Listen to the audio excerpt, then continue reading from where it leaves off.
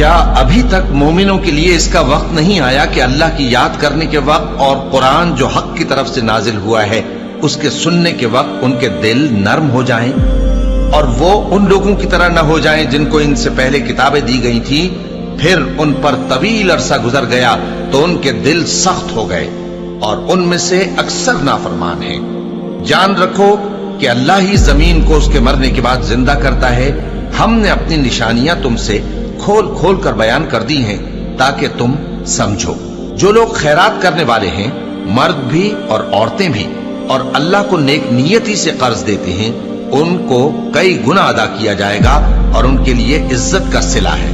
اور جو لوگ اللہ اور اس کے پیغمبروں پر ایمان لائے، یہی اپنے پروردگار کے نزدیک صدیق اور شہید ہیں۔ ان کے لیے ان کے اعمال کا صلہ ہوگا اور ان کے ایمان کی روشنی بھی ہوگی۔ جن لوگوں نے کفر کیا اور ہماری آیتوں کو جھٹلایا، وہی اہل دوزخ ہیں۔ جان رکھو کہ دنیا کی زندگی محض کھیل اور تماشا اور زینت و آرائش اور تمہارے آپس میں فخر و ستائش اور مال و اولاد کی ایک دوسرے سے زیادہ طلب و خواہش ہے۔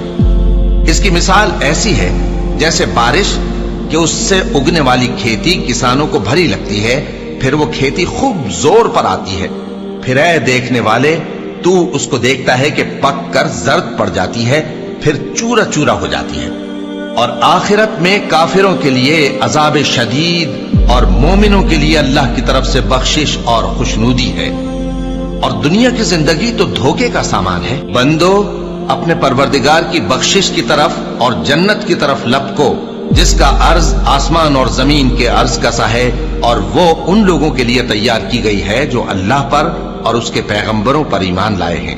یہ اللہ کا فضل ہے، جسے چاہے عطا فرمائے، اور اللہ بڑے فضل کا مالک ہے۔ کوئی مصیبت زمین میں اور خود تم پر نہیں پڑتی مگر پیشتر اس کے کہ ہم اس کو پیدا کریں، ایک کتاب میں لکھی ہوئی ہوتی ہے، اور یہ کام اللہ کو آسان ہے۔